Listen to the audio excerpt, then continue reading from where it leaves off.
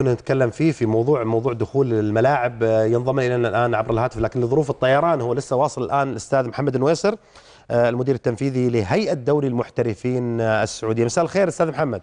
يا هلا ومرحبا، ارحب فيك وارحب بضيوفك الكرام وجميع الاخوه المشاهدين والمستمعين. انت عارف عاد صاحبك طلال الشيخ مسوي لنا مشاكل في موضوع النقل التلفزيوني وكنا في نقاش حادا، عذرا للتاخير معك على الخط. لا طلال ما يجي منه الخير. ايوه وضعك قوي يا طلال. ها التعصب اشتغل. ها طيب عموما استاذ محمد. لا شبابيين تحبون بعض. عموما استاذ محمد كنا نتحدث عن نقطه رئيسيه وهي ما حدث من تدافع وازدحام امس في ملعب قبل البارحه طبعا في ملعب الامير عبد الله الفيصل في جده. اليوم بلغنا انه في اجراءات ستتخذ وفي اتصالات تمت على اعلى مستوى اليوم للتفاعل ما بثته الجوله البارحه، وانا اعرف ان البارح كان عندك رغبه انك تناقش الموضوع عبر الجوله، لكن لان اتصالك كان في اخر 7 دقائق من البرنامج قلنا على اساس يكون هناك وقت ومساحه مناسبه ففضلنا ان تكون المداخله اليوم. استاذ محمد ما هو تعليقك على ما حدث؟ اولا في توجيهات مصلحه سموك الامير نواف بن فيصل بن فهد الرئيس العام للعاب الشباب ورئيس الاتحاد السعودي كره القدم بدراسه الموضوع بشكل كامل. طبعا الموضوع حتى يتم دراسته يجب ان ننظر الى الامور وضعها الطبيعي. الملعب له اكثر من 40 سنه والملعب يعني فيه كثير من الامور التي تحتاج الى تعديل سواء من ناحيه المنشات او من ناحيه حتى التنظيم، يعني في قصور ايضا من ناحيه التنظيميه وفي عده عوامل. اللي حصل امس كان في اتهامات في تزوير في التذاكر، وهذا شيء اكيد لا يوجد في اي تزوير للتذاكر لان التذاكر الكترونيه، لكن قد يكون في اعاده بيع للتذاكر وفي سوق سوداء في التذاكر، وهذا شيء طبيعي حتى في كاس العالم في جنوب افريقيا حضرنا فيها وحتى في كاس العالم في المانيا وتحصل في كثير من المواقع، ولكن نتمنى ان الناس يكون ثقافتها انها ما تشتري التذاكر. الامور الثانيه ان الشركه المعنيه ببيع التذاكر اللي هي شركه صله ومسوقه وتدير الملعب باعت وقت مبكر على اساس تخفف من وطأة هذا الموضوع ولا يكون في اي تزاحم، لان عدد استيعاب الملعب يمكن يصل الى 18,000 بينما الجماهير اللي تحضر هذه المباريات خاصه المباريات الجماهيريه يمكن يوصل ل 60,000، فالناس تبغى تدخل للملعب وعندها حماس وعندها رغبه، وهذا الشعب يعني السعودي يحب الرياضه ويحب كره القدم، فما بالك مباريات جماهيريه، لكن الطاقه الاستيعابيه خاصه بعد وضع الكراسي اصبحت اقل من المعقول. اللي الحين بيصير ان شاء الله خلال 10 ايام، طالب سمو الامير نواف انه خلال 10 ايام ترفع الجهات المعنيه بهذا الموضوع سواء من الاداره الهندسيه من اداره الملعب من مكتب رعايه الشباب جده من الشركه المشغله الصله من ايضا الاتحاد السعودي وهيئه دوري المحترفين تصورات لكيفيه معالجه الامر. حتى معالجه هذا الامر يمكن يكون يستدعي مثلا توزيع يمكن الملعب الى مناطق، يعني لان اللي حاصل في ملعب جده في طبعا قفز عدد كبير من الجماهير او جزء من الجمهور الى الملعب من خلف الاسوار، في تسرب يبغى نحاول ان شاء الله خلال فتره كيف يتم القضاء عليه. ايضا ما يكون في دوران حول الملعب، اللي يدخلون وسط الملعب يلفون عندهم مساحه من اللف حول الملعب، المفترض يكون الملعب مقسم الى مناطق يمنعك من الانتقال من الدرجه الاولى الى الدرجه الثانيه الى المنصه، يكون مجزء مربعات او مناطق زون زي ما هو موجود في الخارج، وبعدين يبدا الدخول الملعب، بالاضافه الى ايضا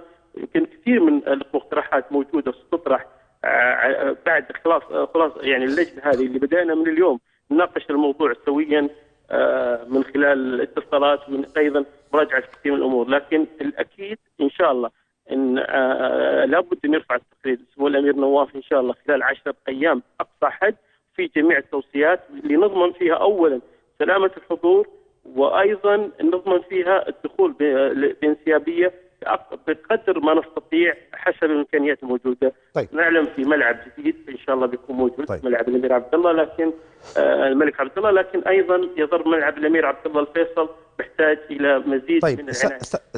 استاذ محمد يعني انا يعني ساكون صريح امام المشاهدين، انا اليوم اطلعت على بعض المعلومات من شركه صله.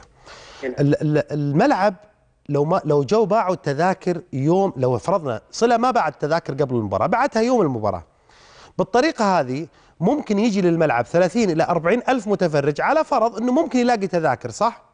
هيجي هيلاقي 18,000 الى 19,000 تذكره ياخذها في 21,000 متفرج سيكونون في الخارج. هؤلاء مش ما حد هيرجع البيت، هيدخل. كلامك صحيح طبعا. هتصير الموضوع اخطر يعني. لا انا اقول اول شيء شركه صله هي اعلنت في حبر وسائل الاعلام ان جميع التذاكر نفذت، ولكن الناس برضو عندهم رغبه في من ضمن الحلول حتى يعني يكون يعني طبعا هذه ما زالت لازم تدرس وتناقش. يمكن انت تعرف في الرياض الفتره الماضيه وحتى في اثناء كاس العالم في الاماكن المزحومه يقام موقع قريب او في اماكن متعدده تقيمها البلديه بالتعاون مع شركات متعدده، يكون في شاشات نقل للمباريات بشكل يسمح للجمهور بالاستمتاع اكثر، اللي هو زي يسمونه الفان زون، انه يكون يتفرجون على المباريات. تصدق يا استاذ محمد حتى الفرجه فيها احلى من الملعب؟ والله في ناس يرون ذلك، انا معك. انا سبق ان جربت ايضا في الرياض. يعني اذا تذكر في كاس العالم في وسط ميونخ كانت موجوده في اكبر ميدان في ميونخ، معمول فيها شاشه والله اجمل من الجلسه في الملعب يعني. صحيح، وفيها استمتاع اللي كانت على النهر من الطرفين كانت موجوده، على البحر ايضا كان في استمتاع فيها.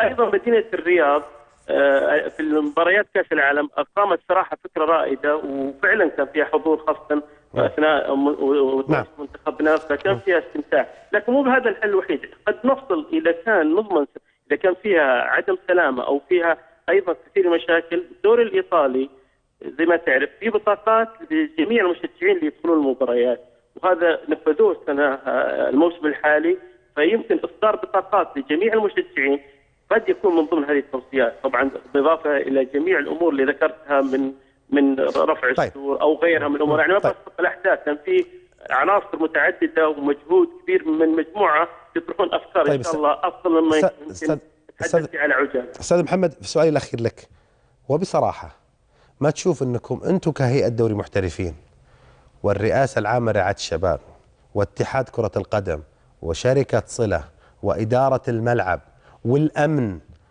كلكم تتحملون شيء؟ المشكله الرئيسيه ما هي فيكم، المشكله ان الملعب غير مناسب للكثافه السكانيه في مدينه جده، صح؟